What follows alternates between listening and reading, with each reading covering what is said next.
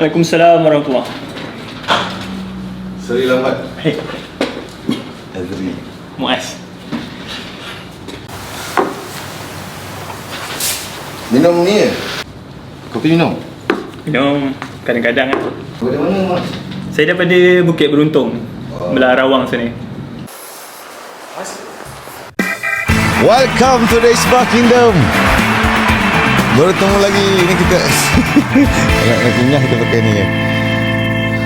Okay, so Assalamualaikum guys. Bertemu lagi, kita lah welcome to the Isbah Kingdom. Hari ni kita bersama saudara Muaz. Nanti awak kena dekat sikit Betul. mic ni. So kita pun tak tahu apa cerita malam ni. Sebenarnya saya pun tak kenal Muaz lah, tapi adalah dengan cerita dekat Twitter kan. Betul. Lepas tu ada dalam live tu ada siapa nama dia? Afizi kan. Afizi, Afizi recommend lah. Saya rasa why not kita berbual podcast. So apa khabar Muaz? Baik, Alhamdulillah. Okay Nyai tapi okey lah. Nervous ke apa? Nervous lah, okay. Nervous sikit. Jadi okey.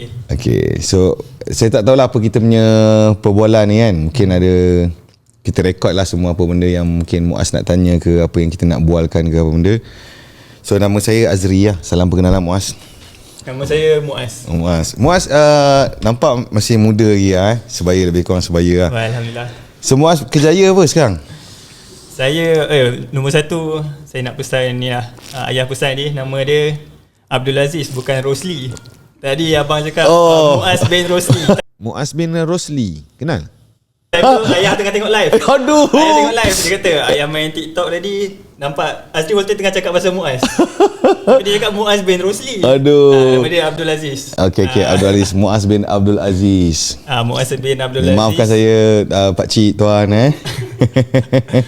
Saya seorang digital marketer lah. Okay, sendirilah maksudnya. Saya bekerja full time dan juga freelance at the same time. So kerja dekat company, dalam masa sama freelance lah. Betul lah. Okay. Jadi Muaz, kalau kita tengok, saya tak berapa reti sangat main Twitter ni. Kan, tapi saya tengok Muaz, tak silap saya, Muaz ada upload video saya yang lebih kurang 1 jam. Betul. Kat Twitter. So far 900,000 view lebih. 950,000 hampir. Bagi tepukan guys. Saya rasa jarang berlaku lah untuk video yang 1 jam dapat pergi, selalu video-video pendek kan. Betul. Okay, so apa Muaz perkara yang mungkin kita bualkan ke, ada soalan ke? Saya ada tengok kat Twitter tu ada macam-macam soalan kawan-kawan kan. Mungkin kita boleh bual lah. Sebab kadang-kadang saya live ni, bila saya live, kita ada a broad audience lah kan. Sebab tu kadang kita cakap benda-benda yang sesuai dengan semua orang kan. So apa perkara tu Muaz? Mungkin kita boleh start dengan masalah common dalam kalangan orang muda lah. So antara Muaz 20-an lah Saya 20-an. 20-an. Hampir ke 30-an. Okay. Tapi kira Muaz kalau macam 20-an tu Gen Z bukan lah? Saya tahun terakhir Gen Z rasanya. Terakhir tahun 95. Okay. Last Gen Z lah. Mungkin lah 95 ke 94 lebih kurang lah Okay, so apa perkara tu Muaz? Antara soalan untuk anak muda selalulah, okay, ataupun orang in general, bila down ni macam mana thought process untuk nak ke atas balik. Sebab down ni emosi kan, kadang-kadang emosi ni kita tak boleh kawal. Tapi apa antara cara ataupun formula, cara berfikir nak bangkit daripada down tu macam mana? Down ni banyak faktor lah kan. Tapi kebanyakannya sebab duit lah. Setuju? Kebanyakannya kerjaya, duit. Dia punya tunjang dia duit, tapi dia membawa kepada lain lah. Betul tak? So bila something happens to dalam hidup dia, something happens, berarti down lah. Betul. Down ni maksudnya hilang motivasi lah, betul, untuk melaksanakan sesuatu yang dia sepatutnya buat seperti biasa. Betul. Okay. Jadi tak nak hidup. Okay, saya sebenarnya bukanlah pakar motivasi ke, ataupun kalau Muaz tengok video saya tak ada belajar pasal psikologi ke, pakar saya, apa yang saya cakap ni based on apa yang saya apply dalam diri saya, based on pengalaman saya lah. Sebab macam kalau Muaz pun tahu, saya lalui hidup yang macam kebanyakan orang, marhain kan, makan di pinggan, minum di cawan, struggling, cucuk kat ATM sampai nipis. So saya faham apa yang dia orang lalui. Cuma mungkin waktu saya tu kita tak ada distraction media sosial. Kan sekarang ni kalau seseorang down, dia ada impak dia dekat media sosial lah. So bila dia down, dia start consume content. So kalau content tu tak sepatutnya dia tengok waktu itu, dia akan jadi worse lah. Mungkin dia tengok kenapa hidup orang lain best. Saya Muaz, untuk makluman Muaz, so saya adalah follower dekat media sosial ni. Saya dapat satu pattern soalan yang lebih kurang sama daripada Gen Z umur 18-19. Selalunya dia orang down, rasa macam tak boleh nak teruskan hidup. Ada yang rasa nak bunuh diri. Betul. Faham tak? Padahal dia orang masih muda ni, baru start lagi hidup. Tapi bila saya tengok, kalau saya membesar ketika usia dia orang pun satu cabaran lah. Sebab sekarang ni media sosial dan sebagainya, kita tengok orang lain punya live. So bagi saya, macam nak bangkit daripada down, it's a very powerful method. Saya rasa kita always kena tanam hope, harapan dalam kita punya minda, kan? Harapan. Jadi saya suka ulas, sebab saya ni kalau Muaz perasan, saya kira bad boy tapi yang jinak punya. Macam mana? Jinak daripada segi mana? Sebab saya selalu sharing pasal agama. Sebab saya bagi saya sebab kita beza kita dengan Barat kan. Barat always pakai sangkaan dalam hidup dia. Kalau kita tengok civilization Barat pun hampir collapse dah. Okay? Betul. Ketamadunan manusia Barat yang dibanggakan dia orang antara tamadun awal yang matang dalam hidup ni, kalau kita tengok lately dengan dia punya generasi muda, collapse lah, jahanam, macam-macam masalah sosial. So saya alhamdulillah sebagai orang Islam, saya yakin untuk orang Islam lah, okay, so kita kena tanam harapan iaitu hidup ni kita semua akan diuji. Saya yakin semua orang tahu, first kali kalau kita down, okay, kita kena kembali kepada asas kita dulu. So kita kena tahu setiap orang akan diuji dengan ketakutan, kemiskinan, kekurangan makanan dan sebagainya. So Allah sebut dalam Quran, berilah kabar gembira kepada orang-orang yang sabar. So maksudnya kalau kita ada satu ujian, so kalau kita sabar, ada berita gembira. Berita gembira apa? Tak tahu. Mungkin kat dunia, mungkin syurga. Tu harapan. Apa method dia? Harapan.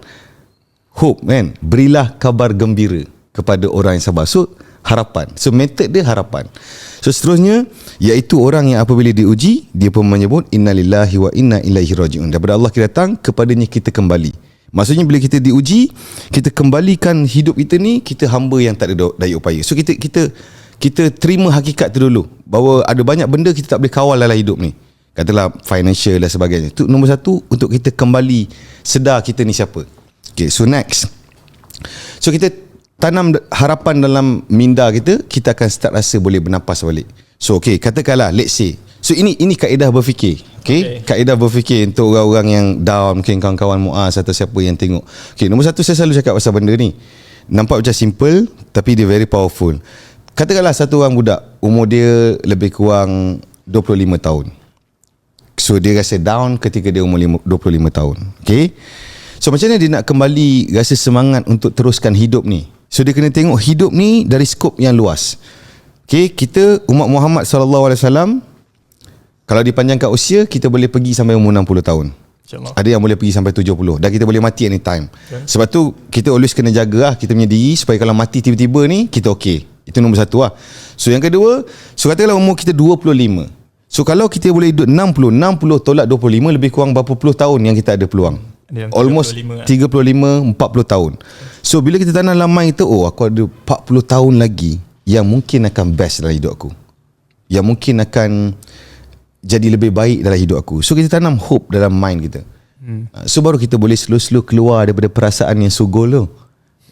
Okay, so seterusnya, so bila dia tengah down, nombor satu, dia mesti kena nak keluar daripada feeling tu. Kebanyakan orang bila dia down, dia on lagu-lagu yang meraihkan perasaan tu. Setuju? Dia lagi melayan. Yes. Sebab tu nombor satu, kita nak keluar daripada perasaan down tu. So rules dia, jangan dengar lagu-lagu yang membawa kita duduk dalam feeling tu. So kita tukarlah.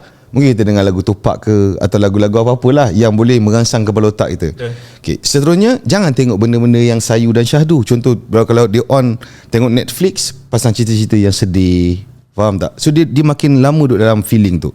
Seterusnya, jangan lepak ataupun cuba cerita dengan kawan-kawan yang sedih juga.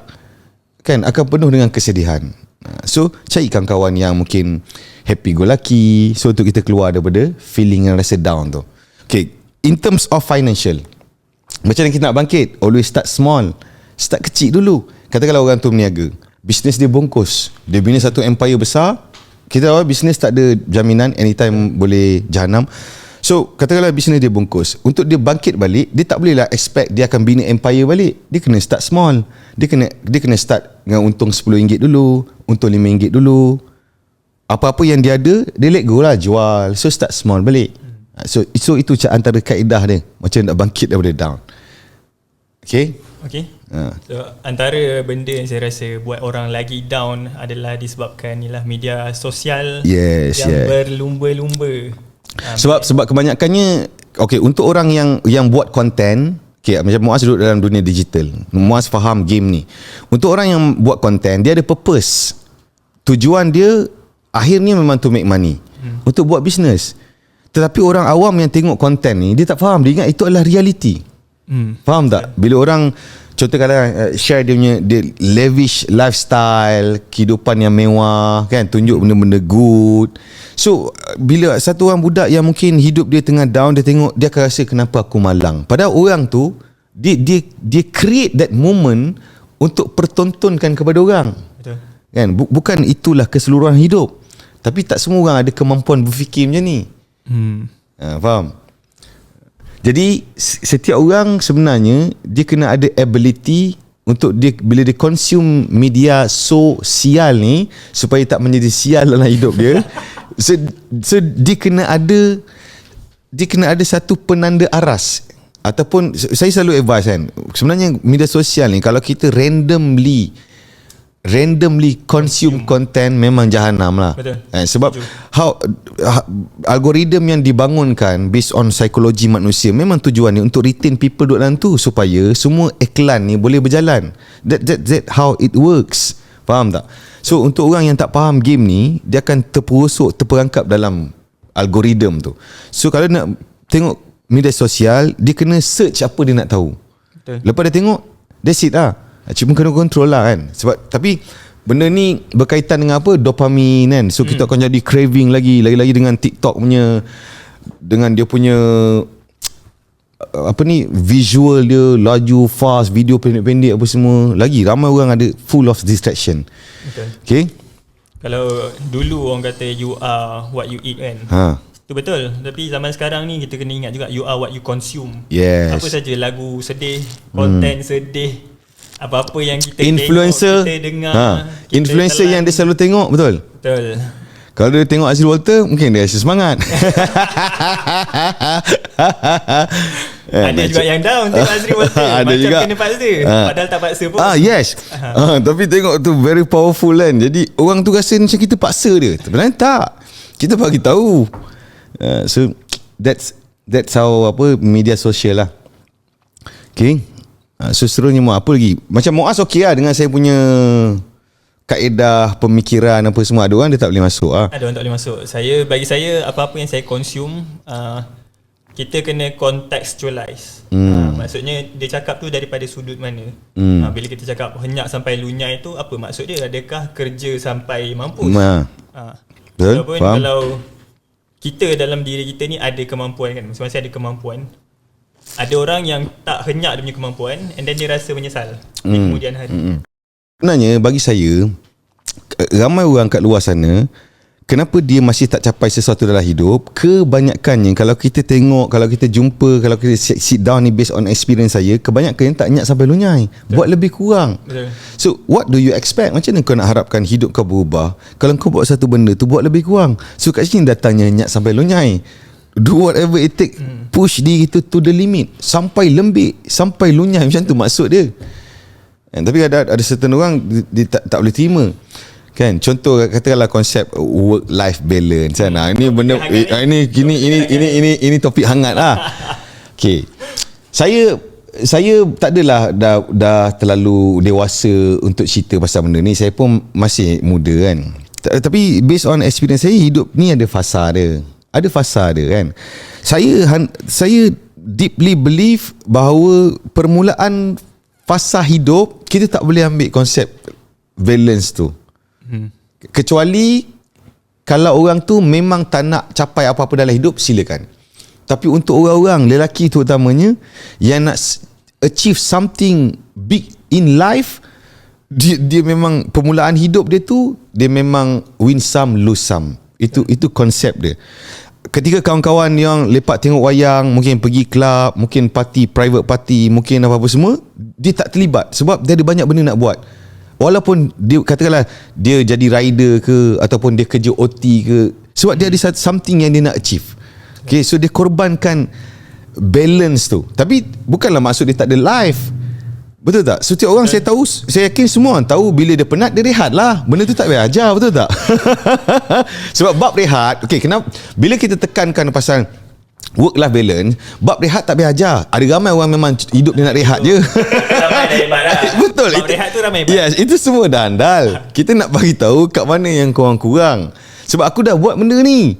Aku dah try benda ni. Berlaku pada hidup aku. Dah ramai orang-orang yang aku jumpa bila the first phase dalam hidup dia. Sebab first phase dalam hidup, which is waktu 20-an, ini paling mustahak. Betul. Ini akan tentukan kita punya next 30 ke 40. Dari segi tanggungjawab kita, disiplin. Kalau umur 40 baru nak start, macam mana? Tentu pun otak benda keras lah, urat nak. Betul. So start umur 20 ni lah, memang kita kena nak sampai lunyai lah. Cuma ada orang, ini bukan semula segelintir, tapi semua orang kena jujur pada diri sendiri. Sebab kita tak peduli pun siapa yang bukan ke ya ke. Okay, ada orang sebenarnya dia dijadikan tu excuse. I choose to balance the life, sebenarnya excuse. Sebab dia tak nak push diri dia. Dia okay, duduk dalam satu comfort zone. Tapi macam saya kata lah, hidup ni choice lah. Kau rasa kau nak relax, tapi kau kena tahu, kalau kau faham tentang modern economy, kau faham tentang fiat currency, kau kena tahu duit kita ni nilai dia akan susut anytime. Apa-apa yang kita ada, harta benda kan, terutamanya duit, akan susut anytime. Muas imagine, kebanyakan orang yang dia tak faham tentang modern economy, katakanlah dia buat decision hari ni, dia plan umur dia 30 sekarang, so dia buat decision untuk umur dia 60 nanti dengan certain amount of money. Logik ke? Sebab bayangkan, katakanlah dia kata dia plan, dia pencen ada 1 million, tapi selepas 30 tahun 1 million tu angka dia sama tapi nilai tak sama. Tapi kalau orang tu, yes, inflation. Kalau orang tu dia alert tentang perkara ni, adakah 30 tahun ni dia akan biarkan hidup dia relax, chill? Dia always akan belajar benda baru, explore benda baru. Tak ada benda yang selesa untuk dia. So dia akan growing lah. Dan adakah hidup dia akan konsisten? Bila-bila masa boleh sakit, yes, boleh jadi macam-macam. Okay, betul. Mungkin tiba-tiba mati, kan? So itu konsep dia. Tapi terpulang ada orang yang okay. Tapi kalau kita rungkai balik tentang work-life balance ni, saya ada buat sedikit research. Okay, sebenarnya konsep work-life balance ni telah diperkenalkan di UK, tak silap saya. Tahun berapa saya tak berapa ingat. Okay, kenapa kerajaan UK waktu tu memperkenalkan konsep work-life balance? Sebab waktu tu rakyat dia, terutamanya lelaki, kerja terlalu teruk. Jadi dia nak redakan orang yang terlalu rajin ni supaya ada masa untuk hidup. Now, bila sampai zaman sekarang ni, yang tak berapa rajin terus ambil untuk balance. So just imagine. Jadi bayangkan konteks sesuatu benda tu, bila orang tak faham, jahanam hidup dia. Yalah, kadang orang kata, kau ni work-life balance ke life-life balance? Life tu banyak, tapi dia kata dia work-life balance. Tapi diri sendiri kena jujur lah. Jujur, sebab apa-apa jadi kepada hidup korang, apa benda semua yang tonton hari ni, orang lain tak peduli pun. Cuma kita duduk kat sini, kita bagi tahu sebab harapan. Kadang-kadang orang kita jahat. Kita bagi tahu benda ni secara supaya korang, hidup korang berubah. At least jadi sesuatu dalam hidup. Kalau kau tak pernah cuba, try dulu. Contoh ada orang cakap, duit tak penting. Duit tak penting. Kau dah try belum ada duit banyak? Belum try kan? Try dulu. Tak okey, pulang balik. Okay. Ada orang, saya pernah baca juga, ada orang cakap, saya tengok video lah, dia kata kita tak boleh kata money is not everything selagi kita tak ada money. Bila kita dah ada, baru kita boleh cakap. layak cakap macam tu. Yes. Sama macam ni Muaz, simple je Muaz. Katakanlah satu orang dia katakanlah dia pergi hiking. Okay, so dia pergi hiking, dia pakai kasut yang biasa. katakanlah kasut penguin. So dia tak pernah pun pakai kasut hiking yang proper. Katakanlah jenama-jenama hiking lah, katakanlah North Face ke Columbia ke Bana dan sebagainya. Okay, so dia tak pernah pakai. Lepas tu dia buat satu statement, dia kata buat apa pakai kasut macam ni, bukan best pun, tapi kau dah pakai belum? Pakai dah dulu. Lepas kau pakai, kau naik gunung, kau naik bukit, baru kau boleh bagi tahu okey ke tak okey. Baru kau punya pendapat tu kita boleh dengar.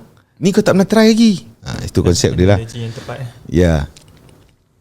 Lagi pasal work-life balance ni, saya ada confession sikit lah. Mungkin saya boleh bagi macam contoh situasi diri sendiri. Dulu saya memang hardcore gamer lah. Okay. Duduk dalam bilik RGB. Duduk dalam bilik gelap, on lampu RGB. Lepas tu tinggalkan dunia reality kan. Kita escapism lah. Escape, kita dah kerja penat seharian, dan kita nak escape daripada kerja reality yang kita tak suka tu. Life yang pressure, financial stress. Kita masuk dalam dunia game. Kita rasa kita berkuasa. Kita rasa kita boleh channel kuasa kita dalam tu lah. And then saya sedar dan saya terima yang saya tak happy dengan life tu. Okay. Start daripada situ, barulah saya aktif dalam freelancing ni. Sebab saya sedar kerja je tak cukup. Tayar pecah sebiji je aku dah tak boleh hidup bulan depan. So realitinya macam tu. So, bila betapa kita cuba lari pun daripada reality akan datang kejar kita. Betul? Kita tak boleh lari. Tak boleh. Okay. So maksudnya kadang-kadang game ni adalah escapism lah. Escapism escape daripada reality. Yeah. Saya setuju ada orang kadang-kadang cuba lari daripada realiti. Okey, tapi kalau kita tengok sebenarnya itu adalah fitrah seorang lelaki terutamanya kan. Kalau kita tengok game ni jadi dia punya membuat dia start bila muncul game-game peperangan ni. Betul lah kan? Apa saya tak tahu nama dia. ML. Apa-apa benda-benda tu lah. PUBG. Yes. PUBG apa yang lawan. Okey, sebenarnya itulah fitrah lelaki. Kan? Sejak daripada dulu itu fitrah lelaki. Kita memang always nak bersaing, compete, conquer, betul. Cuma bila dekat alam reality dia tak begitu berani untuk bertemu dengan reality, dia tak pilih. Tak berapa mudah pun sebenarnya. Yes. Tapi dia still ada karakter lelaki tu, tapi dia letak kat tempat yang tak berapa tepat lah. Which is kalau dia main macam mana pun tak ada apa pun kat hidup dia. So nak keluar tu mungkin Muaz boleh share tips kepada kawan-kawan, mungkin ada yang sama macam tu. Nak keluar dia nombor satu adalah kesedaran lah. Macam saya cakap tadi, berapa lama Muaz terperangkap dalam lampu RGB? Ini pengakuan benar. Maksudnya apa yang saya cakap tu betul-betul sampai lah kepada ramai orang yang dengar. Maksudnya orang yang pernah lalui dia kata macam mana dia boleh tahu. Memang tepat. Memang macam tu lah karakter kebanyakannya. Kalau tak RGB dekat keyboard, phone dia masih berlampu lah. Yes. So macam mana saya escape daripada situasi tu adalah dengan first kita kena acknowledge apa yang kita nak dalam hidup. Adakah kita selesa ataupun kita nak ke hidup macam tu sampai bila, atau kita nak achieve something more daripada game. Asalnya saya main game sebab saya nak go professional. Lama kelamaan dia jadi macam satu alasan saja, jadi satu escape. Betul. Dia ibarat seseorang yang cuba isap sesuatu kan untuk konon-konon sekian, tetapi sebenarnya porek aja kan. Konsep dia macam tu lah. Okay. So itulah maksudnya kena cari end in mind lah. Apa yang kita nak dalam hidup lah, kena ada dan kena kuat lah benda tu. Betul. Apa yang kita dalam kita punya mind dan kita punya action tu kena align, baru kita akan happy lah dengan hidup. Bagi saya macam tu. Walaupun kita tak capai apa yang kita nak, tapi kalau action kita tu match dengan apa yang kita nak, kita on the way lah kiranya. At least kita on the track lah. On the right track. At least kita ada something kita nak achieve. Okay. Seterusnya Muaz, mungkin ada lagi persoalan kawan-kawan. Saya tengok Muaz sekali imbas, Muaz orang yang mungkin teknikal kan. Teknikal, mungkin suka pada teknikal. Ya ke? Orang kreatif. Suka, macam saya tengok Muaz suka benda-benda marketing kan. Betul. Suka tengok macam mana marketing tu sebenarnya, apa benda kaedah apa sebenarnya. Betul. Saya akan kajilah breakdown apa yang dia buat, formula dia, apa psychology behind dia punya content. So maksudnya supaya kita nak tahu tu supaya kita boleh apply. Betul. Kita boleh. Maksudnya bukan kalau kita tahu tapi tak jadi apa-apa kan. Saya punya konsep pemikiran saya macam tu lah. Ada banyak benda dalam, ada orang tak setuju dengan saya, tapi ada banyak benda dalam hidup ni kalau kita tak tahu pun tak apa. Terutamanya benda-benda yang tak bagi impak kepada hidup kita, terutamanya sekarang dan hari ni, kan? Jadi kalau tak tahu pun tak apa. Sebab kalau tak, lagi-lagi bila zaman internet, zaman media sosial, kita Muaz setuju tak, kita ada lambakan maklumat. Betul. Jadi sebab tu kalau kita tengok kenapa ada ramai orang dia tanya soalan macam mana nak fokus. Sebab apa dia tak boleh fokus? Sebab ada banyak distraction. So kalau dia tak boleh nak control benda-benda ni, dia always akan terjerumus masuk dalam game ni, which is game yang semua media sosial pegang lah, kan, untuk make sure data duduk dalam tu. Okay, mungkin kita boleh cerita sikit pasal algoritma lah. Sebab dalam topik ni kan, so mungkin pengguna media sosial ramai yang tak tahu algoritma ni fungsi dia macam mana.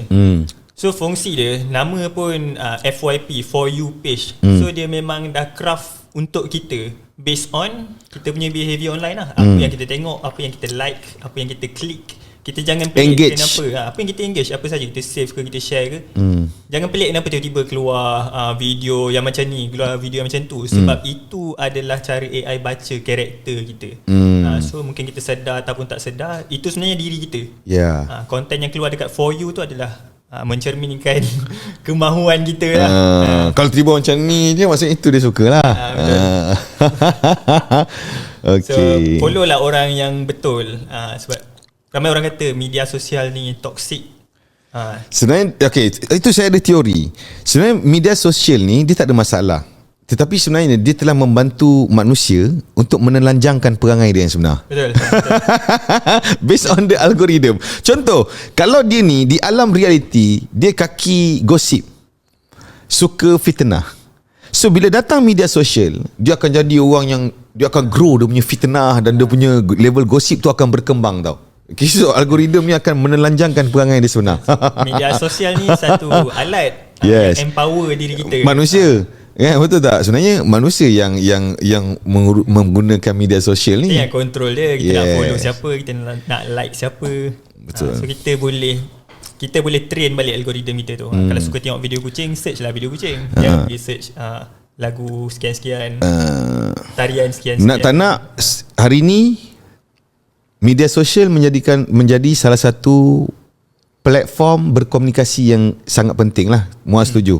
Untuk manusia sekarang, sama ada kita suka atau tak, kita kena terima hakikat, kan? Dan orang boleh access anytime, seluk poket anytime boleh access, yang mana mainstream media tak boleh buat kerja ni.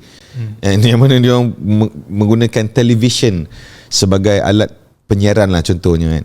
Jadi sebab tu nak tak nak, zaman ni semua orang kena cakna dan kena ambil tahulah macam mana untuk berinteraksi dengan media sosial. Kalau tak, hidup dia akan menjadi sial. Betul. Okay, ada perkara ni Mas, bermain berlega di minda ke, mak nak tanya apa-apa tentang saya ke, apa soalan? Mungkin saya wakilkan lagi satu soalan lah daripada anak muda yang kebanyakannya tak tahu nak buat apa dalam hidup. Hidup ni tak start lagi. Baru habis SPM, baru habis diploma, degree dan sebagainya. Tak tahu nak buat apa dalam hidup, tak tahu macam mana nak start, nak buat keputusan. So apa tips daripada Abang Azri? Okay, bagi saya nombor satu, dia sebenarnya untuk start ni dia tak susah pun, kan? Untuk seseorang yang tak tahu nak buat apa, katakanlah satu orang, sebab kadang-kadang kita tengok sekarang ni, bila ialah budak-budak zaman sekarang, kadang-kadang dia tengok mungkin Andrew Tate, dia tengok Robert Ajmain.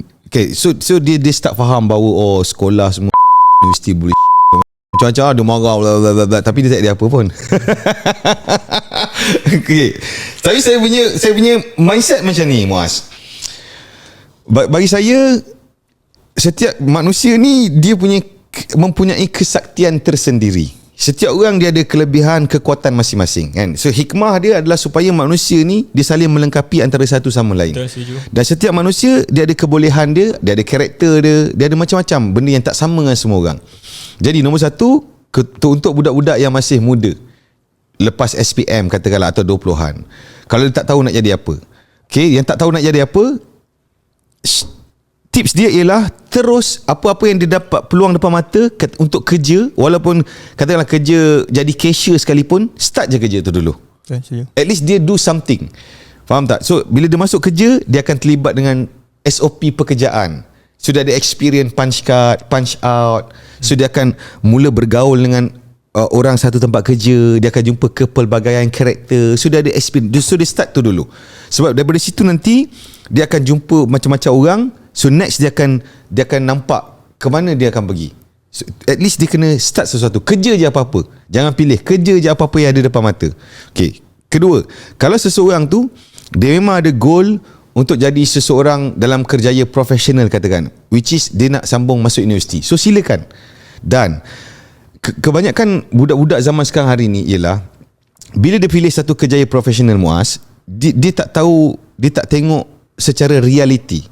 Kalau dia pilih satu kerjaya, macam manakah kehidupan seseorang yang ada kerjaya tu? So dia kena ambil yang tu. Dia tak boleh tengok title kerjaya tu macam style. Dia kena ambil the whole package. Katakan contoh, dia nak jadi doktor. Doktor ni kalau kita dengar macam doktor style kan, gaji tinggi. Tapi hakikatnya kalau kerja kerajaan tak tinggi mana pun. Tapi style lah, nama doktor tu, kita dalam masyarakat kita ditanam bahawa doktor tu kira style lah kan. Kalau dalam drama, dalam filem, doktor tu nampak style. Dia ada baju, dia ada calculator kat apa ni, dada kat dada dia semua tu. Okey. Cuma kehidupan doktor tu, terutamanya fasa permulaan, housemanship, doktor pelatih tu, yang tu diorang ramai tak tahu. Kan? Kerja 24 jam, on call, sampai ada yang depression, ada yang tak anxiety, ada yang macam-macam lah benda. So dia kena tahu apa yang dia bakal lalui dulu. Expectation dia kena betul. Katakanlah dia nak jadi engineer. So orang banyak engineer. Dia ingat engineer yang baru start tu duduk dalam office terus. Kan? Padahal yang baru start tu pen kilometriko, pakai lanyard, duduk bawah panas, mungkin duduk kat kilang. So dia imagine engineer tu, oh aku jurutera, start terus dalam office. So bila dia tiba kena pergi site, dia tak, takkan macam ni jadi engineer, dia tak boleh terima. So dia kena tahu semua kehidupan yang dia bakal lalui sebelum dia pilih untuk jadi satu profession itu. Baru okey. Kalau cakap nak berniaga, budak-budak sekarang ni, saya nak berniaga, nak ni. Okey, bagi saya kalau Muaz tengok saya punya video apa semua, saya tak ada ajak orang berniaga tuan. Okey, kalau sebab bagi saya based on saya tengok kat luar masyarakat semua, ada ramai orang ajak semua orang berniaga. Tetapi bagi saya, based on pengalaman saya jadi usahawan ni, kita perlu ada banyak kebolehan dan kemampuan, terutamanya di zaman yang hyper kompetitif ni. Kalau dia orang yang jenis membosankan, tak kreatif, Muaz bayangkan, Muaz main dunia digital, Muaz bayangkan macam mana dia nak compete dengan, contoh dia jual satu benda, ada beribu orang jual benda sama macam dia. Dan the only way untuk dia promote produk dia adalah dia kata yang ni sedap. Macam mana? Faham tak? Okay. Jadi katakanlah jadi usahawan ni, bagi saya contoh, katakanlah doktor tadi, dia kerja makan gaji. Macam mana tertekan pun hidup dia, at least 25 hari bulan dia dapat gaji, Muaz. Betul. Usahawan kerja 18 jam, permulaan 15 jam, buat macam-macam, jumpa macam-macam orang, tapi income tak confirm lagi ada. Bayangkan gila tak gila. Sebab tu kalau orang tu dia tidak ada kemampuan untuk menguruskan tekanan tahap tinggi, dia memang tak sesuai duduk dalam dunia perniagaan. Betul. Okay. Ilusinya perniagaan ni orang nampak usahawan semua kaya. Tak, sebenarnya yang kat luar yang make money berapa persen je. Betul. Yang majority memang hidup seram mati tak mahu. That's the fact lah. Begitulah, usahawan, CEO confirm kaya. Tapi diorang tak tahu realitinya CEO pun ramai yang gaji tak ada. Tiap bulan tak ada gaji. Yes. Sebab lah itu sekarang senang jadi CEO. Tulis saja. Kan? Dulu tu si CEO tu wow, sekarang ni orang dah rasa macam biasa je CEO of apa sekian. Macam tulis je dekat bio. Yes. So that's the reality lah. Kalau dah masuk topik bisnes ni, okay, maybe ada soalan tentang bisnes jugalah. Okay. Macam Bazri cerita masa PKP banyak branch kena tutup kan, dan sebagainya. Okay. Contoh Abang Azri baru nak start bisnes sekarang daripada zero. Lepas tu PKP juga time tu. Abang Azri nak buat macam mana? Kalau saya Nombor satu, saya tengok apa kebolehan yang saya ada. Ni based on saya lah. Kan, kalau saya ada kebolehan untuk reach more people kat media sosial. Jadi kalau saya start dari zero, saya akan gunakan media sosial lah. Itu nombor satu. Okay. Kedua, guna kedekat. Ketiga, kalau kita tengok kat luar sana, sekarang ni nak berniaga, isu dia bukan kau ada barang apa. Betul tak? Isu dia, adakah kau tahu macam mana kau nak marketkan sesuatu tu, ataupun nak jual satu benda tu. Je skill yang paling mustahak sebenarnya bagi saya. Tapi ada orang dia masih percaya bahawa nombor satu, kita mesti kena handal buat produk. Kan, masih ada orang yang pemikiran macam tu. Tapi bagi saya, dalam keadaan yang sekarang ni, ekonomi bagi saya sekarang ni dia memang gila pening. Kan, behavior, even Muaz pun tahu, Muaz main dunia digital, behavior consumer ni kita tak boleh predict langsung. Betul. Tiba-tiba swing, tiba-tiba sini, tak boleh. Kan, maksudnya kalau satu orang dia always ada skill macam mana nak pasarkan sesuatu ataupun nak jual apa saja, menggunakan apa saja dia, insya-Allah dia boleh survive. So itulah bagi saya, always start dengan apa yang kita ada, which is kedekat. Okay, Muaz bayangkan, ada satu mindset yang bagi saya tak ramai orang perasan. Okay, ada ramai orang dia nak start business, okay, tapi dia nak start dengan benda yang dia tak ada. Contohnya, dia nak start business dengan duit, which is dia tak ada duit. Okay. Nampak tak? Yang ni kebanyakan orang, saya tak boleh brain. Kenapa? Okay, dia nak buat business sebab apa? Sebab nak make money. Sebab dia tak ada duit. Dia nak tambah income sebenarnya. Tapi bila dia nak tambah income tu, dia nak start dengan benda dengan kena pakai duit. Jadi jadi triple tak masalah dia. Bagi saya, sebab tu bagi saya, real entrepreneur ni yang kalau kita torih darah, mengalir darah usahawan ni kan, dia tak ada apa-apa pun dia boleh start niaga. Dia always guna apa yang dia ada, kedekat, apa yang dia boleh buat dengan diri dia. Kadang-kadang kalau contohlah, katakanlah orang tu betul-betul nak, kalau kita tengok dia sanggup ke dia jual kereta dia, jual apa-apa yang dia ada kat rumah, katakanlah untuk start jadi ejen produk modal 200, dia sanggup ke jual apa dia ada? Kebanyakan orang tak sanggup. Dia always nak benda yang dia tak ada untuk buat dia bisnes. Macam mana dia nak start? Faham tak? Nampak macam simple, tapi sebab tu ramai orang terperangkap dalam benda ni. Dia nak start dengan dia tak ada. Macam mana? Jadi dia akan menambah masalah. Yes, dia tergapung. Otak dia jadi semakin senak. Kalau orang yang tak ada kebolehan nak berniaga, dia baru nak start berniaga, dia tak ada kebolehan, so Abang Azri tak recommend lah.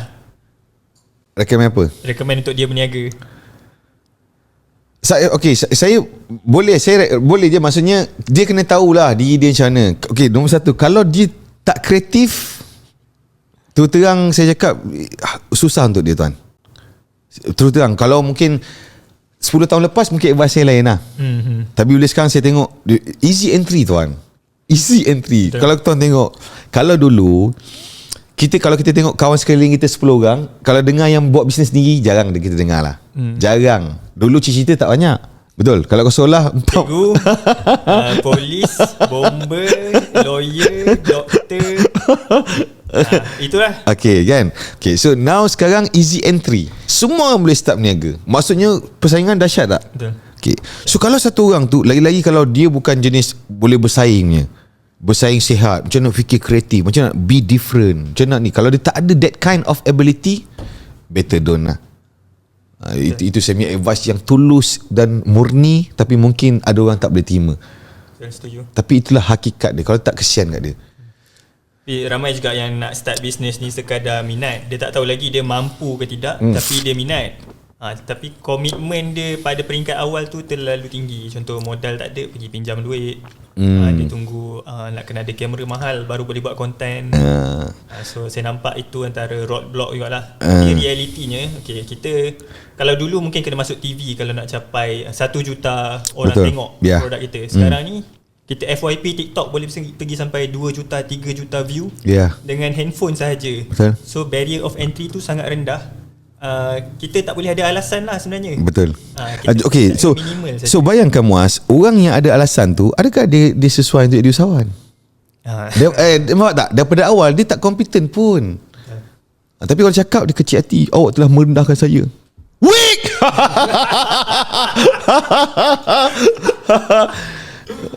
Memang orang kalau dengar macam belagak lah, merendahkan orang. Tak, saya bagi tahu benda-benda hakikat dari. Okay, Muaz bayangkan Bayangkan satu situasi, katakanlah ada satu orang, dia asalnya dia kerja makan gaji tau. Walaupun duit dia tak cukup, tapi hidup dia happy, Muaz. Dia boleh tidur waktu malam, dia boleh bergelombang dengan isteri dia, dia boleh mendodoikan anak dia. Dia okay life dia, walaupun duit tak cukup. So now, bila dia start meniaga, dia start tak boleh tidur malam. Dia lari duduk dalam bilik gelap, on lampu RGB. Dia dah start mengamuk kat bini dia. Anak-anak dia tak peduli. Nampak? Untuk apa? Untuk apa? Untuk apa kau buat bisnes? Faham tak? Dia kena orang yang dia punya steam tu on the challenge. Tak jadi ya. Macam mana aku nak buat? Dia rasa excited. Dia kena that kind of person. Dan benda ni kita tak boleh train, tuan. Saya 100% believe benda ni tak boleh train. It's in the blood. So kita tengok diri kita. Jadi kita jangan force diri kita buat satu benda yang kita tak mampu. Secara genetically tu kita tak mampu. Jangan paksa. Dia akan jadi stress. Saya punya mindset saya macam tu. Okay, faham. Tapi tu pulang, siapa yang nak setuju ke tak setuju pun boleh. Sebab kalau kita tengok, Muaz tengok, kalau tak percaya, tengok dalam data yang berlaku dalam semua history usahawan-usahawan yang berjaya. Kalau tengok dia punya start, dia boleh start sendiri. As simple as that.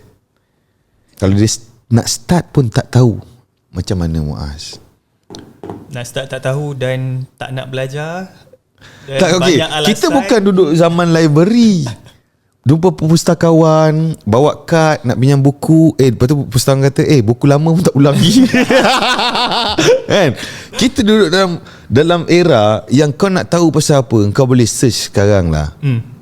Kan? Dalam keadaan macam ni pun kau masih nak buat apa nak kena swap. Kau tak kompeten. Jadi okay, kadang-kadang ada orang dia just nak tambah income je, Muaz. Betul. So kalau nak tambah income, carilah benda lain yang tak melibatkan jual beli. Kan? Kau ada skill apa? Ataupun aku tak ada skill. Okay, cari satu skill. Dia always exchange of value lah. Faham tak? Contoh aku ada value ni, dia ada duit. So aku trade aku punya value, dapat duit dia. So gunalah skill benda yang tu untuk earn money. Tak sebenarnya kena berniaga. Betul. Banyaklah benda sebenarnya boleh buat duit. Yang paling senang kerja catering. Betul. Cuci kereta orang. Yes. Kalau sekarang gig economy, semua orang boleh start gambar 3 keping. Betul, sebab banyak depan belakang. On the spot start. Dapat bag ni hanyak terus. 100, 200 boleh dapat satu hari. Kita bukan zaman yang jadi pion, minta kerja jadi pion apa semua, baju masuk dalam, rambut flat top, belakang ada ekor sikit, depan posh bag. Bukan zaman tu kan. Even kalau yang sekarang yang menonton dekat TikTok ni pun, katalah berminat nak berniaga, tak ada modal, kita ada TikTok affiliate. Boleh jual produk orang dulu. Tak perlu modal pun, buat konten saja. Ya. Tapi nanti akan cakap susah buat konten. What do you expect? What do you expect? So kalau yang benda kecil tu pun tak boleh, cita-cita besar tu mungkin susah lah nak tercapai. Betul. Kita bukan merendahkan. Sebenarnya kita tolong orang tu dia kenal diri dia. Sebenarnya awak tak mampu. Contoh, awak terlalu baik untuk saya. Contoh macam tu lah. Okay, Mas, ada soalan lagi? Soalan ada banyak. Boleh kita buat jadi perbualan. Sebab mungkin jarang lah kita, kadang-kadang bila live ni kan, kita kadang-kadang random cerita. Mungkin ada soalan-soalan yang prepare. Sebagai seorang usahawan kan, betapa pentingnya networking tu bagi seorang usahawan? Penting ke tidak untuk kita nak start, nak grow, nak belajar? Kalau nak start tu, selalunya kalau kita bukan sesiapa, susah lah kita nak start networking kan. Dia boleh kena start dulu lah. So bila kita start tu, baru kita boleh develop the networking lah. So bagi saya sebagai usahawan, networking memang mustahak kan. Siapa yang kita boleh access sebagai usahawan. Sebab tu saya ada satu mindset yang mana tak ramai orang ada lah. Tapi kalau kita tengok orang-orang yang mungkin matang, mungkin sukses, dia kebanyakannya ada mindset yang macam ni. Saya ada satu mindset, usahawan ni sebenarnya dia paling seboleh-boleh yang mungkin dia takkan cerita kat orang siapa dia tak suka, ataupun dia takkan gaduh dengan usahawan lain. Sebab kita businessman, kita tak tahu in future kita mungkin boleh bekerjasama to make the fucking money. Betul. Tapi untuk orang-orang yang mungkin tak berapa matang, baru nak start, mungkin baru mau mangis, baru akhir balik, dia baru start kenal dunia berniaga ni, jadi kadang dia tak buat tinggal ni, dia jadi marah dengan orang usahawan, bergaduh sama usahawan. Pada saya itulah benda yang paling tak berapa profesional sekali yang boleh dilaksanakan oleh seseorang usahawan. Faham tak? So usahawan ni kerja dia, kita always macam ni tuan. Kita tak kisah siapa menang, kita nak kaya je. That's businessman. Kita always nak make money je. Siapa menang, siapa cakap paling betul pun kita tak ada hal. Kita always nak make money je. Itu usahawan. So networking, berbalik kepada networking. Networking penting. Berbalik kepada tu sama lah. Maksudnya kalau kita ada masalah dengan macam-macam orang kan, so if anything happen in future, contoh kita nak access satu benda ni, tapi orang ni lah kita pernah tak okay dengan dia dulu, nampak? So jadi tak best tak? Jadi susah tak kita punya perjalanan nak buat business? So sebab tu businessman dia always kena neutral. Dia tak boleh tunjuk kat orang siapa dia tak suka, siapa tak ni, dia kena neutral. Itu businessman yang isbah nama dia. Ya kebanyakan yang tu yang amatur. Kalau businessman yang kata level dia dah tinggi sikit lah kan? Adakah dia, macam mana penerimaan dia dekat orang yang baru nak belajar bisnes? Okay, saya faham. Katakanlah macam saya kan, saya kadang-kadang dah ada experience ni. So bila budak-budak baru nak datang, okay, nombor satu, semua orang kena faham. Contoh macam saya, kerja saya usahawan. Kerja saya bukan nak bagi tahu orang lain apa dia nak kena buat. Faham tak? Tu semua orang kena faham. Okay, tapi kalau kita, sebab tu kita kena rasa aku betul-betul nak access dengan dia ni, macam nak belajar, macam nak ni kan. So kita kena do whatever it takes. So, contohlah saya bagi analogi. Satu ketika dulu, katakanlah ada seorang sipu yang sangat handal. Sipu master kungfu tau. Ip Man punya sipu, punya ayah punya atas lagi, duduk atas gunung. Okay. So ada satu orang budak ni, dia rasa nak sangat belajar kungfu. So dia akan buat apa saja cara sampai dia sampai atas sana. Faham tak? So bila jumpa sipu tu tak layan dia. Lepas tu dia basuhkan baju sipu tu. Faham tak? So dia tolong angkat air. So that kind of effort, sampai sipu tu rasa budak ni betul-betul nak belajar ni. Macam tu lah sepatutnya. Tapi budak sekarang terbalik. Dia nak belajar dengan kita, belagak lah. Faham tak? Dia nak belajar dengan kita, lepas tu kita dah belagak lah, sombong. Come on, takkan macam tu. Kita kena tahu ada ramai manusia dalam dunia ni, ada banyak benda kita nak buat. So why on earth kita nak bagi dekat kau attention? So kau kena ada something kau bagi value. Apa? Yes, they always exchange of value ni. Budak-budak kadang tak faham. Faham tak? Sudahnya dia marah kita balik. Okay, the exchange of value. Okay, seterusnya, kadang-kadang kita tengok networking lah katakan. Saya bagi contoh lah. Katakanlah ada orang buat sales, katakan dia buat tafakul ke, atau penasihat keuangan ke, atau benda-benda yang dia punya target market ni orang-orang yang ada duit, yang sanggup spend monthly ataupun nak invest duit dia. Okay. Orang-orang macam ni kan, katakan dia nak develop networking. So siapa yang nak lepak dengan dia? Betul tak? Katakan dia nak pergi pitching benda-benda ni dekat kawan-kawan dia yang mana hidup dia orang pun ngam-ngam. Betul. Faham tak? Kau nak pergi pitching kawan-kawan kau yang hidup ngam-ngam, ataupun kau nak cari orang yang income dia banyak sampai duit tak tahu nak buat apa. Macam mana? So dia kena fikir, macam mana aku nak access orang-orang macam ni? So apa baju aku nak kena pakai? So dia akan start fikir, invest kat diri dia. Kadang-kadang dia masuk satu program ke, dia buat satu hobi ni semata-mata untuk access this kind of networking. Tapi dia willing untuk invest tu. Berapa ramai yang sanggup buat? Sebab dia tak ada networking. So dia kena dapatkan networking tu. Cuma isu dia, apa benda yang dia sanggup korbankan? Duit dia sanggup, harta benda, masa dia sanggup buat tak? Kebanyakan orang nak dapat networking senang-senang, siapa nak bagi? So itu konsep dia. Networking memang penting tuan. Alah, tuan ada kabel boleh lah, ayat orang biasa. Betul. Tapi okay, kalau ada kabel boleh lah sekalipun, untuk orang tu dapat kabel, ingat senang ke? Mau rasa tiba-tiba orang tu boleh dapat kabel ke? Mesti ada banyak benda dia buat. Faham tak? Itu maksudnya tak ada benda senang lah. Semua benda ada pengorbanan dia. Apa kau sanggup buat? Okay, networking mustahak. Okay. Speaking, bila dah sebut perkataan value ni, antara satu benda, topik yang paling hangat adalah exchange of value between pekerja dan juga majikan. Okay. Sekarang ni kebanyakan fresh grad, anak muda rasa tertindas lah dengan gaji. Contohnya underpaid, rasa underpaid. Lepas tu tetapi diorang tak sedar yang ada ramai lagi orang macam diorang kat luar ni. So diorang compete untuk position yang sama, tapi diorang nak lebih. So macam mana kita nak betulkan balik mindset orang ni? Maksudnya ramai pekerja tak puas hati sebab kalau kerja je gaji sikit kan. Gaji sikit.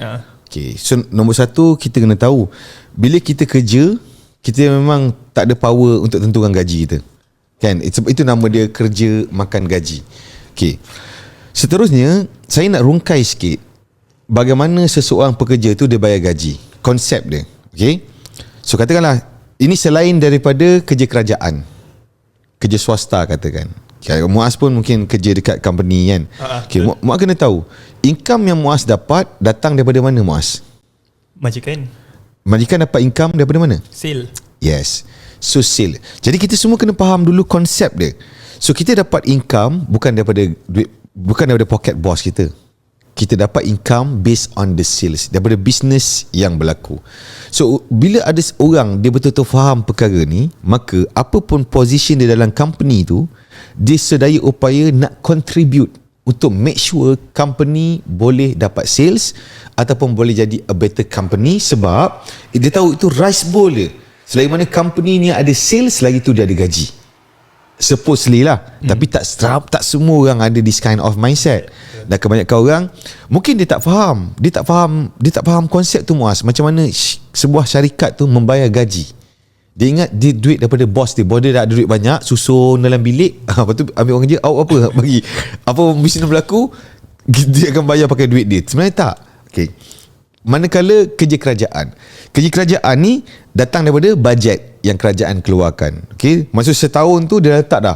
Okay, Kementerian Keuangan berapa staff dia. Okay, ni gaji. Okay. Lepas tu ada dua. Mungkin ada orang tahu, ada orang tak tahu. Gaji pokok yang ni apa jadi pun pekerja akan dapat. Seterusnya ada kola, sok-so, so-on dan sebagainya. Okay. Yang mana tambahan-tambahan tu kerajaan boleh tarik anytime.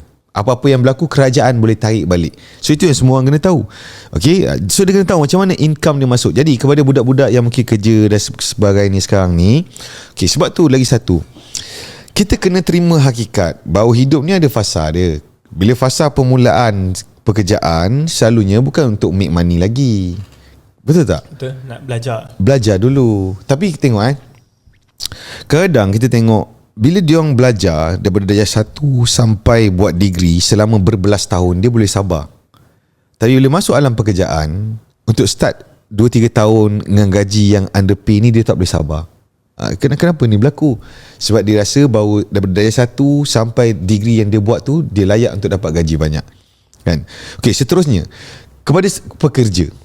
Saya tahu ada ramai, saya pun pernah kerja. Ada ramai orang bila kerja dia nak naik gaji, sebab itulah cara untuk dia tambah income. Cuma berapa ramai pekerja yang apabila dia nak dinaikkan gaji dan dia menaikkan nilai diri dia. Contoh, jumpa bos, sekarang ni saya dah boleh cakap 14 bahasa bos.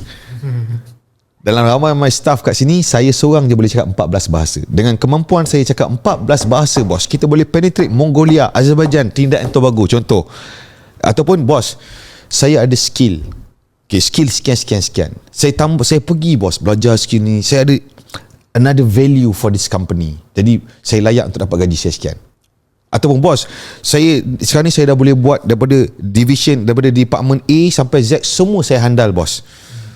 Siapa yang masuk saya boleh train semua orang. Tu value saya. Kadang-kadang ada orang dia nak naik gaji tapi value dia tak ada apa-apa. Tak ada naik value, dia cuma lama je. Faham tak? Kalau lama ikut kenaikan gaji tahunan je lah. Faham? Tapi kalau kau nak extra, apa value yang kau bring to the table? Macam tu lah konsep dia. Kalau kita nak something yang big dalam hidup, apa value kita boleh bagi? Exchange of value lah. Yeah. So, kena upskill. Kena. Cuma ramai orang dia stop belajar Mas. Dia stop belajar. Belajar kan dekat sekolah. Yes. Kita masih ada orang dia skeptical dengan mindset dia adalah belajar kat sekolah dengan universiti je. Bila dah habis, maksudnya belajar in terms apa tau, serius belajar. Macam mana kat sekolah, serius. Saya setiap hari saya ada allocate masa untuk saya belajar. Apa benda yang saya tak tahu, saya belajar. Saya ada 3 jam 4 jam untuk saya belajar, serius. Macam mana dalam kelas, kalau tengok video, saya tengok video, saya belajar, serius belajar. Berapa ramai yang ada buat benda tu? Faham? Tak ada. Orang tak belajar dah. Tak tahu dia buat apa. Contoh, okay, katakan dia ada masalah duit. Apa yang dia kena belajar? Nombor satu, dia kena buat tahu sebelum dia buat duit, dia kena tahu dulu duit ni apa benda.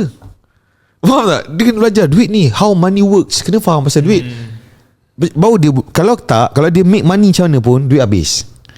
Faham tak? Dia akan jadi slave, rat race, sebab dia tak faham tentang duit. So dia kena tahu, aku ada masalah duit lah. Apa benda yang aku tak tahu yang orang lain tahu? Apa benda aku nak kena tahu sekarang? Aku nak belajar apa? Baru dia boleh pergi next level dalam hidup dia. So kalau nak belajar pasal duit, tuan ada recommendation ke? Apa buku, video ke apa? Saya rasa banyak dia, tak ada recommend apa lah. Berarti saya tak nak talk dengan orang lain. Kalau dia nak saya sebut nama dia suruh dia bayar saya lah satu perkataan kan. So orang boleh search je, banyak je kat luar sana. Kita bukan zaman perpustakaan. Betul. Siapa yang nak cari, dia akan jumpa. Ada banyak maklumat pasal duit semua kan. Muaz pun dah faham kan.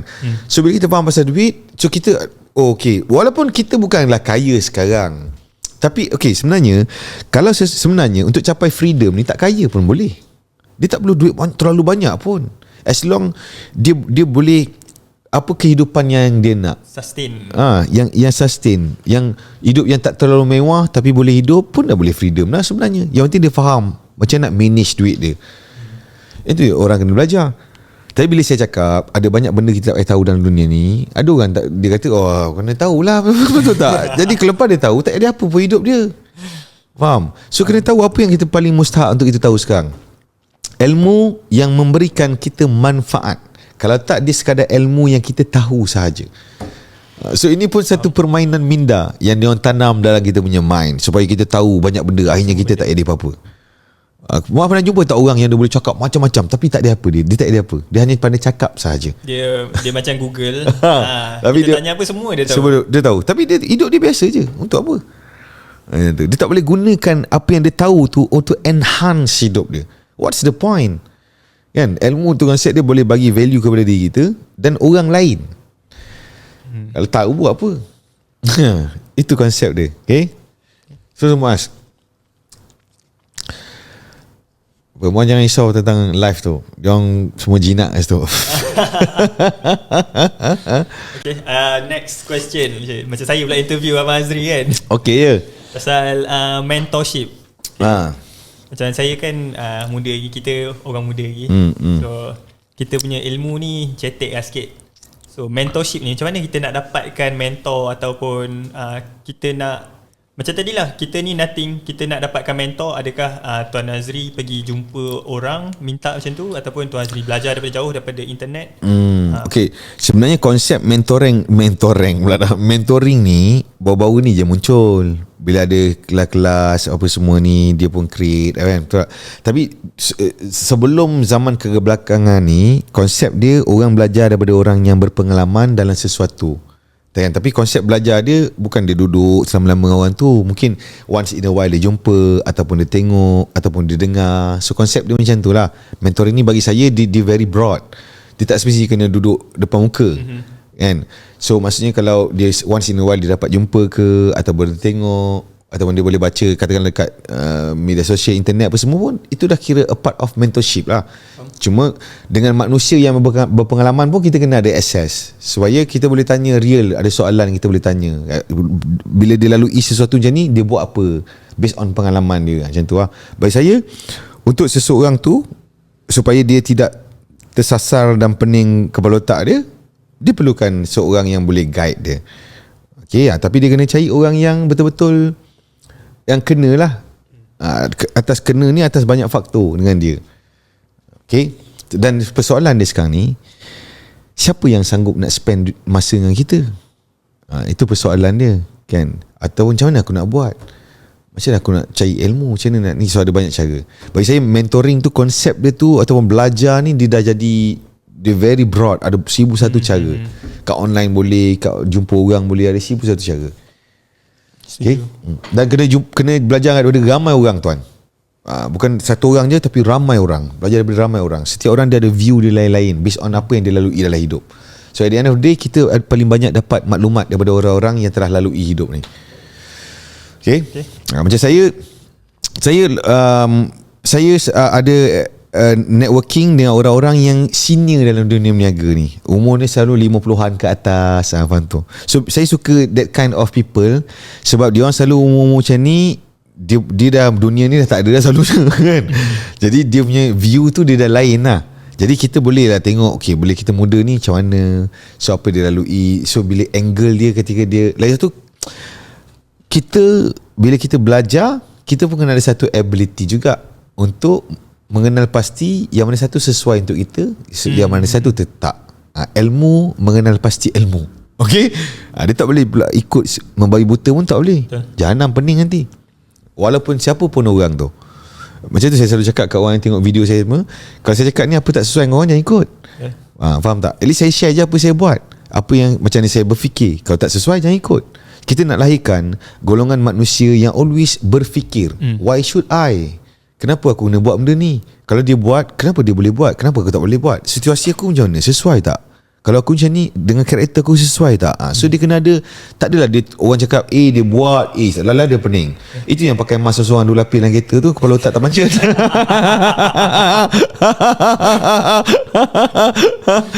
Itu contoh yang paling logik sekali yang kita boleh tengok apabila seseorang manusia mengikut sesuatu tanpa dia tahu. Jahanam. Tak ada critical thinking. Yes, dia tak ada critical thinking untuk dia fikir, why should I? Macam tu. Okay.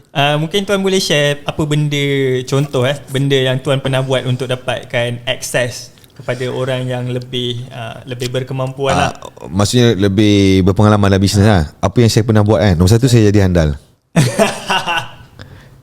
Sebelum jadi handal?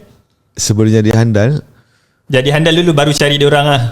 Saya tak cari dia orang, dia cari saya.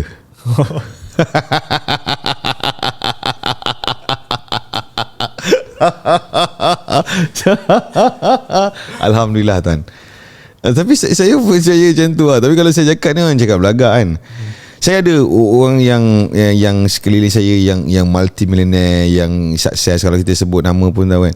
So okay, so bila kita ni adalah satu orang muda yang kita handal banyak serba-serbi kan, so kita boleh attract dia punya attention, yang mana dia orang ajak kita lepak kan. Sebab selalu orang yang dah senior ni dia suka bual dengan budak-budak muda kan. Dia suka nasihat, dia suka ni macam tu lah.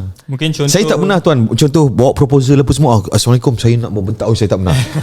Saya tak pernah tuan, saya tak pernah. Bagi saya, kalau saya, sebab saya macam ni, saya letakkan diri, kalau saya jadi orang yang senior tu kan, kalau saya jadi dia, budak datang dia bentang-bentang kan, saya kat dia, asal kau tak jumpa Pak Lang kau?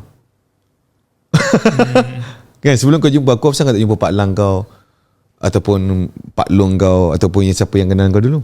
Why on earth kau jumpa aku? Kalau saya jadi dia lah. Jadi saya selalu fikir macam tu lah. Aku nak kena, so saya kena buat something dulu lah. Saya kena achieve something dulu. Sebab bagi saya dia konsep dia like attract like lah tuan. Sama macam pasangan hidup kan. So kita boleh kait, macam mana contoh orang-orang senior yang network handal ni. So bila kita jadi orang yang positif, yang sukses, yang ni semua, so kita akan attract this kind of networking. Sama kalau kita pun handal, kita dapat pasangan handal. Begitulah sebaliknya, kalau kita pun sogol, pasangan yang pun sogol. Kejap-kejap bibir. Okay. Daripada pengalaman tuan sendiri mungkin tak ada, tapi pengalaman orang yang cari tuan ada tak? Ada. Orang cari nak jumpa apa kan, yang berjaya tarik value tuan ada tak? Tarik value maksudnya? Contohnya dia ikan bilis lagi nak cari tuan, and then macam mana cara dia approach tuan yang tuan suka? Saya suka kesungguhan lah. Saya suka kesungguhan. Lepas tu saya suka saya always reflect diri saya lah kan. Okay, saya cerita satu benda ni. Dulu waktu saya kerja kerajaan, saya bukan sesiapa dan tak ada orang pun ajar saya. Jadi saya fikir kalau saya nak start, okay, saya secara saya ada satu benda dalam diri saya suka nak pergi depan. Sebab automatik saya faham bila if you don't speak out, how the world will know you are exist. Kan, saya faham macam tu.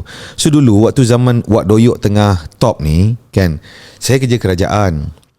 Okay, saya tengok dia, brother ni dia tak ada apa pun. Dia adalah seorang macam lelaki wak, dia ada jambang, rambut sikat tepi. Saya tengok muka saya kat sini, saya pun ada jambang. Faham tak? Time tu ada rambut lah. Ada rambut. So start daripada tu saya fikir, okay, kalau aku boleh attract dia punya attention, contoh kalau dia boleh tag aku ke benda, so aku boleh dapat follower. Kalau aku dapat follower, mungkin aku boleh buat sesuatu. Saya fikir macam tu je. Kan, maksudnya tak perlu pergi telan apa ni, daun semalu ke apa. Secara logik saya faham macam tu. Jadi start daripada tu, hari tu pun saya buat lah apa-apa. Contoh saya ambil gambar, lepas tu saya tag Wak Doyok lah, apa benda, dia tak peduli.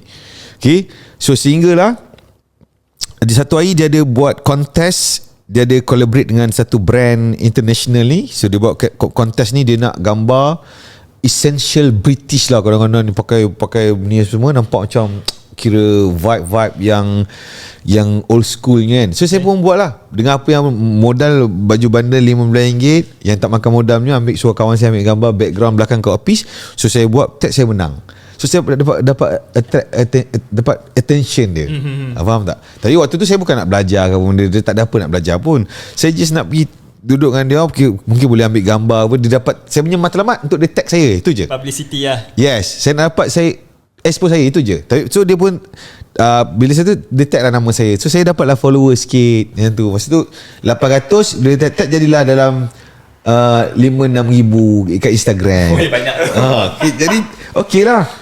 So tapi bila saya pergi join diorang, pergi ambil gambar, saya dapati ni tak boleh lah, tak ada income apa pun.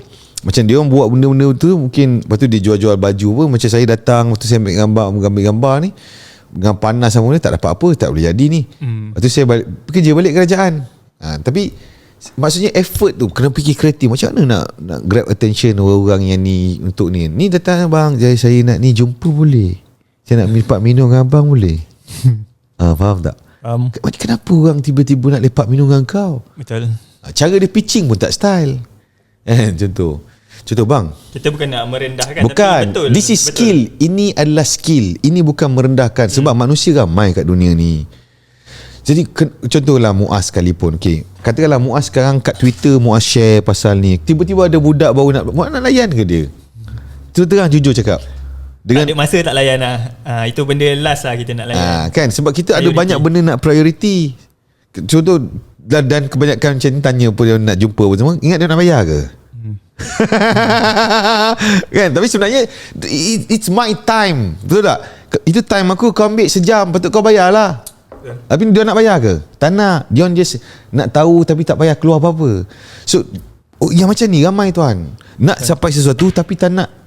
Dia always nak dia, bagi tak nak. Macam tu. Okay, ada soalan lagi? Mungkin tuan ada soalan untuk saya. So untuk Muaz so apa Muaz, Muaz punya plan apa? Ada plan nak jadi usahawan ke? Sekarang ni kerja kan. Tapi bagi saya it's a very good start untuk Muaz. Bagi saya, mana-mana budak-budak muda yang nak berniaga tapi dia tak masuk dan belajar dalam dunia digital, rugi untuk dia. Bagi saya the best way ada macam Muaz buat, masuk kerja dekat company tapi kita jadi digital marketer. Sebab kita akan dapat belajar, company akan bagi kita masuk kelas, kita tak payah keluar duit. Faham tak? So sebab company akan make sure kita ni pandai. Sebab bila kita pandai, kita akan make money for the company. Betul. Kan? So kita punya benefit, kita akan dapat banyak exposure dan kita boleh try and error, buat iklan, copywriting, jual barang tanpa kita keluar kos pun. Betul. Tapi tak ramai budak-budak muda nampak that is an opportunity. Tak ramai orang nampak tuan. Bagi saya, gila ruginya korang tak masuk benda-benda digital ni.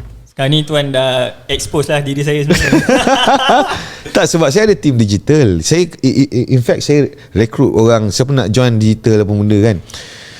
Tapi orang dia tak nampak tuan. Sebab bagi saya nowadays kan, crowd is the new money tuan. Okay, Attention is the new economy. Yes, crowd, attention dekat mana? Kat media sosial. So sesiapa yang tahu game ni, dia ada peluang tak untuk make money? Betul tak? Sebab kalau kita sebenarnya ambil duit daripada poket manusia lain. So rules dia ialah kat mana manusia berkumpul. Betul. So macam mana kita nak attract manusia-manusia ni menggunakan skill apa? So kalau kita ada skill tu padu, tapi tak ramai orang nak. Tak ramai orang nak dan tak ramai orang boleh buat. Yes. Sebab dia ada banyak kemampuan lah. Maksudnya kena kreatif. Even contohlah katakan saya buat content ni almost nak masuk 10 tahun. Okay. So kalau Muaz bayangkan, kalau saya buat dalam keadaan goal sama daripada 300 tahun dulu, macam mana saya nak terus nak reach lagi ramai orang? Faham tak? Untuk dapat 500,000 saya dekat Facebook page 200,000 follower lebih, tak pernah buat ads pun untuk dapat follow atau maupun membeli follower. Kan ada jual package jual follower kan sekali. Beli follower sekali dengan dapat sirap selasih apa. Saya tak pernah. Saya always guna organic. Saya create macam mana aku nak reach more people. Simple je. Saya bagi tahulah semua orang. Benda ni simple. Ini pun saya fikir sendiri Muaz. Dia macam ni. Katakanlah kita buat konten.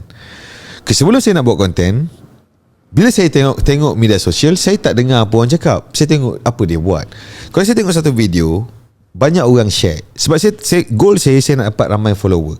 Macam nak dapat ramai follower, kena ada ramai orang share. Lagi ramai orang share, lagi besar kita reach kepada ramai orang.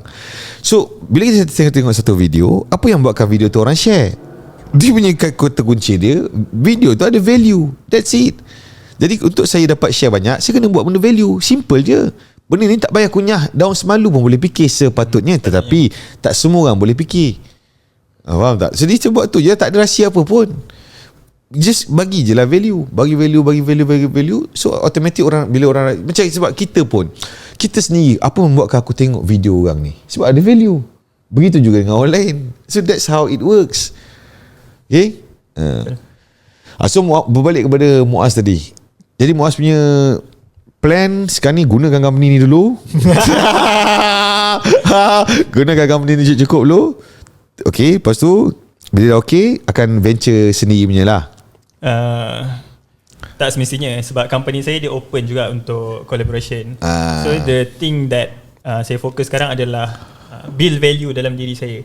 Kenapa saya punya boss nak berpartner dengan saya kalau saya tak ada value? Yes. Saya boleh partner dengan dia. Kalau saya sekadar digital marketer, ya macam semua orang boleh kan? Orang lain pun digital marketer. So kena build value lah. Saya pun on the side saya belajar juga business. Saya buka website sendiri, buat business sendiri. Gunakan skill apa yang saya ada. Sebab dulu saya pernah dah buka website sendiri, time tu tak ada ilmu. Jadi bila buat tu tak cukup skill lah. So tak jadi. Sekarang website senang kan, template dia kan. Okay. Dulu tak ada skill, tak ada modal. Okay, so saya nampak dia punya masalah akar dia, root problem dia adalah duit.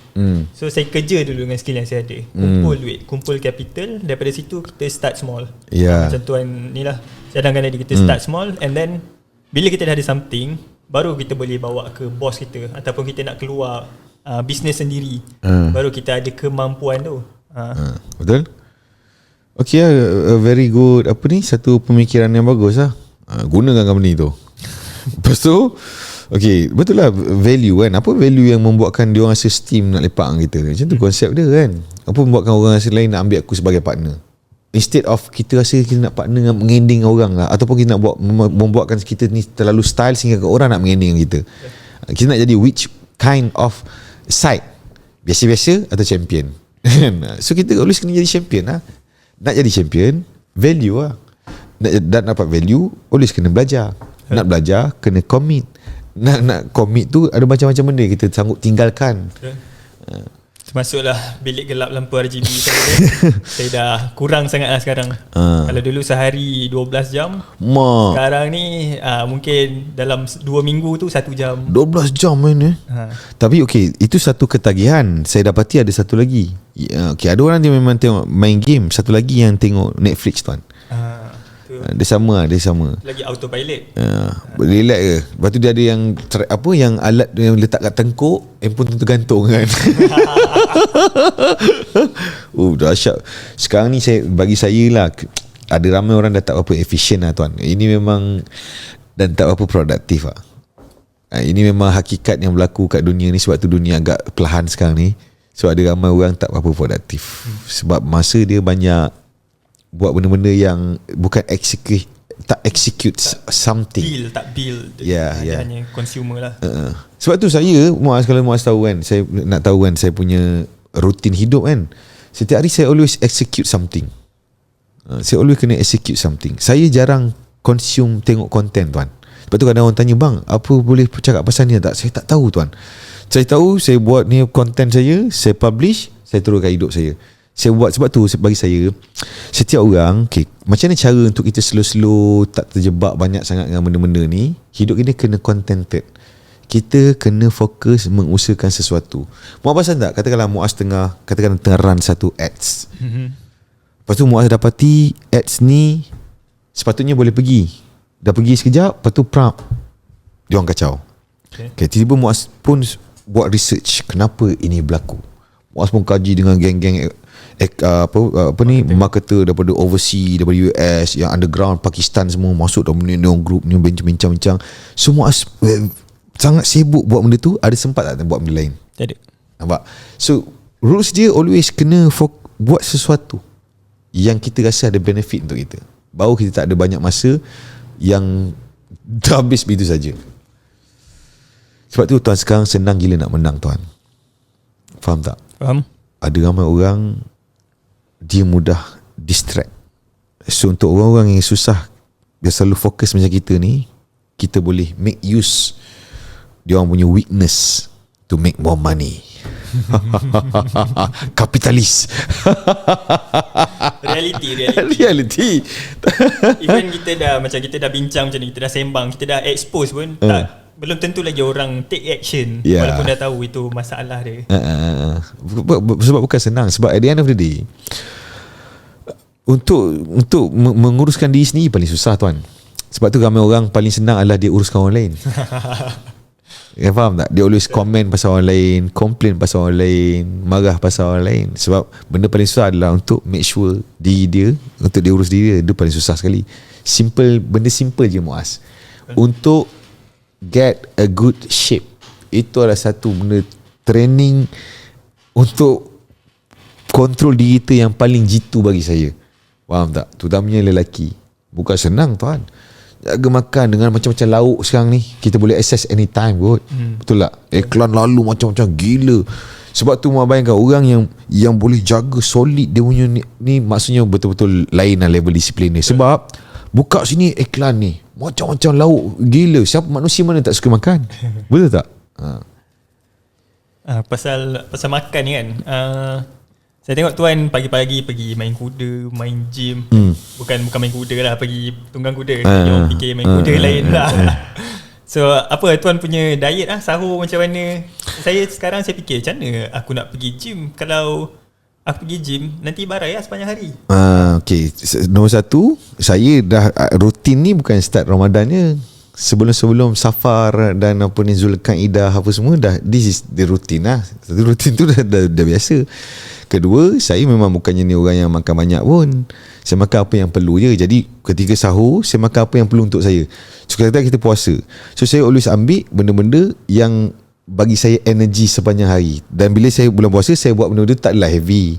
Sepatutnya kalau bulan tak puasa, lagi heavy saya buat. Tapi untuk yang bulan puasa, buat light-light je lah. So saya kalau saya tak bergerak, saya ngantuk tuan. Saya kalau tak bergerak, saya sesugul. So always saya kena move, do something, buat sesuatu. Yang tu lah. Okay. So untuk sahur tuan ada makan extra planta ke? Extra planta. Okay, jangan lupa nak makan nasi kuning. Sahur tu lah oat, pisang. Lepas tu benda-benda kekacang ni. Lepas tu saya suka minum susu almond, kurma. Lepas tu sepanjang hari, kalau tuan-tuan pasal ni, mana saya ada bawa air mineral kan. Sepanjang hari air mineral loading kau punya masuk. Dan saya memang banyak minum air. Okay. Saya banyak minum air. Mesti dah gerbang. So actually dia berpusing balik, patah balik kepada apa yang kita consume akan membina diri kita. So bila saya consume content Abang Azri Walter sendiri, saya pun jadi teracun untuk start workout, get a good shape. And then ada apa kucing? Get a good shape. Oh, get a good shape, kucing. Get a good shape. Selain tu baca Quran, Alhamdulillah, jaga solat. Alhamdulillah. So apa yang kita consume tu actually memang akan train kita punya mind. Yang setiap hari kita tengok kan. Betul. Alhamdulillah, Alhamdulillah. So bila Muaz dah exercise tu berapa lama? Saya dulu saya memang pernah bermain gym secara aktif lah. 5 tahun lepas saya pernah 2 kali yang saya bulking, lepas tu saya stop. Bulking saya stop. Mostly masalah duit lah. Sebab bila main gym ni keras makan juga modal. Makan modal. Makan modal. So berat saya sekarang 60 kilo. Rupanya nak sihat makan modal tak sihat pun makan modal juga. Sekarang 60 kilo. Waktu saya bulking betul-betul 70 kilo lah saya punya berat. Okay. So saya bukan baru start main, saya dah pernah main dan stop, main dan stop. Okay, sekarang ni baru start main balik dalam sebulan lah. Sebetul lah dirangsang semula lah kan. Setelah dirangsang semula. Dia macam ni Muaz, ni saya punya mindset lah. Okay, macam saya healthy lifestyle ni saya daripada zaman kanak-kanak lagi. Okay, saya memang kan macam saya atlet kan. Okay, sebenarnya sama lah diet ataupun exercise, macam mana kita nak maintain supaya kita tak nak macam tu. Tiba-tiba kita boleh jadi macam ni, lepas tu hilang balik. Okay, cara dia Muaz, kita kena jadikan dia adalah kita punya lifestyle. Sebab tu saya, contoh bab-bab diet kan, saya paling setuju sekali diet ni adalah makan apa-apa yang kita paling mudah kita makan dalam masyarakat kita, yang mana kita boleh dapatkan di mana-mana kita berada sampailah bila-bila kita tua nanti. Itu the best. Kalau kita buat benda-benda pelik, tak lama kita boleh kekal. Okay, seterusnya exercise kan. So buat benda-benda yang sama juga, yang kita boleh buat di mana-mana menggunakan apa yang kita ada. Okay, walaupun tanpa mengeluarkan duit, walaupun kita kat tepi laptop kita. Faham tak? So jadi kita punya satu rutin hidup. Kalau tak buat, tak lengkap macam tu. Sebenarnya itu yang ramai orang tak perasan. Sebab ramai orang buat, okay, aku nak capai macam, okay, dia nampak kan, okay, aku nak buat sampai capai macam ni, lepas tu apa next? Itu dia kembali balik. Tapi kalau dia kata aku nak buat ni sampai ini jadi aku punya bread and butter, dia lain dia punya target tau. Okay, betul. Bila saya reflect balik, bila tuan cakap macam tu, betul. Yes. Maksudnya start tapi buat yang, maksudnya okay, tak payah buat macam okay 6 bulan aku nak capai macam ni, lepas tu kita jadi kembali balik. Tak, aku nak buat sampai umur 60. Betul. Dia tak ada end. Faham? Dia tak ada end. Okay, faham. Yes, itu sebenarnya mindset. Dia tak ada end Mas. Sebab kalau kita tengok ramai orang buat, lepas tu dah ni. Sebab apa dia tukar? Okay, so aku 3 tahun aku target. Lepas 3 tahun dia kembali ni balik. Aku target sampai aku tua. Sampai umur 60 aku nak maintain ni. Mula-mula dia fasa-fasa capai lo, lepas tu maintaining kan. Jadi lifestyle lah. Lagi apa lagi tuan nak tanya saya? Macam yang apa, macam yang Afizi tu semua Muaz kenal lah, kenal kat Twitter macam tu lah. Kenal kat Twitter sebab saya aktif share dekat Twitter sebenarnya tentang digital marketing. Okay. Sebab apa saya aktif share? Back to the networking punya part lah. Sebab saya ni orang masih baru lagi dalam digital marketing, baru 2 tahun. And kira kita ni tak hebat mana lah. Orang-orang yang hebat ni, kenapa dia nak bagi kita attention dia, kenapa nak bagi dia punya masa kan. So bila kita dah start build value online, sikit demi sedikit orang follow. So orang-orang yang saya look up to dulu, sekarang pun dah nak cari saya, nak belajar dengan saya sendiri. So apa yang tuan cerita tadi pun memang resonate lah, kena dengan hidup saya. So kita nak build value, bukannya value tu datang daripada diri kita. Mula-mula kita kosong. So kita boleh share orang lain punya ilmu, apa yang kita sendiri baru belajar, the process. Betul. Kita boleh leverage banyak benda ya sebenarnya. Tak sebenarnya daripada kita sendiri kan. Lepas tu okay, dari segi bila Muaz main Twitter ni, dari segi macam hater semua ada lah. Jarang, Alhamdulillah, dalam circle. Bersyukur tak ada haters. Dalam circle digital marketer lah, sebenarnya tak ramai. Kalau haters datang tu yang dengan profile picture dia anime, gambar K-pop tak ada muka, gambar Thomas Shelby. Okay, so haters tu dia punya hater dia on the digital side ke apa? Dia komen pasal kadang-kadang saya share video Tuan Azri ke kan. Oh maksudnya kebencian tu datang sekali dengan saya punya video lah, bukan pasal Muaz lah. Dia pasal topik lah. Kalau kita topik. sembang work-life balance, kita sembang upskill, build value, ramai orang akan, adalah certain orang yang akan masuk. Kalau certain orang yang trigger tu, saya ada teori untuk dia orang sebenarnya. Sebenarnya dia orang tak nak yang tu. Dia tak nak yang apa yang kita cakap tu. Simple je, kalau dia tak nak, tak payah buat. Itu je. Bukan kena bagi tahu kita bahawa kita tak boleh cakap macam ni, kita jangan buat yang tu. Faham tak? Sesiapa pun tak setuju dengan apa kita percaya dalam hidup ni, kita tetap akan buat apa yang kita nak dalam hidup. That's the rules lah. Kadang-kadang ada orang ingat, oh tak setuju, betul bagi tahu lah, jangan, supaya kita ubah fikiran kita. Kenapa? Kalau kau rasa tak nak, kau tak payah buat dah lah. Kan? Tapi bagi saya, buat konten kat media sosial ni very challenging lah. Okay, kalau mental tak berapa kuat, memang duduk dalam bilik gelap, on lampu RGB je sudah kan. Satu, ada ramai orang dia low self esteem lah kan. Kan, dia kurang keyakinan diri. Bila datang zaman ni, kurang keyakinan diri. Sebab apa tau? Sebab kita di zaman judgement. Untuk orang handle orang sekeliling dia, 3 orang judge dia pun dia dah down teruk. Bayangkan dekat media sosial yang tak siapa-siapa judge dia. Faham tak? Sebab tu dia hilang keyakinan diri. Dan jadi tips dia untuk saya kan, sebenarnya orang lain ni dia always boleh bagi cadangan untuk kita. Serapat mana pun kita dengan seseorang tu Muaz, orang yang paling kenal diri kita adalah kita sendiri sahaja. Tidak ada orang yang lebih kenal kita melainkan diri kita sendiri. Jadi siapa punya pandangan yang paling mustahak tentang diri kita? Pandangan diri kita sendiri je tuan. Pandangan orang lain tak penting pun. Selagi mana apa yang kita buat tu tak berdosa, tak langgar undang-undang, apa-apa pandangan orang lain, itu adalah pandangan dia terhadap diri dia sahaja, bukan untuk kita. Setuju. Okay, so jadi itu saja kita punya podcast kita hari ni. Terima kasih Muaz. Terima kasih Tuan Azri. Thank you for the time. Okay, all the best. Selamat maju jaya. Semoga terus sukses, berjaya dunia akhirat. Thank you very much. Welcome dan lain sebagainya. Waalaikumsalam.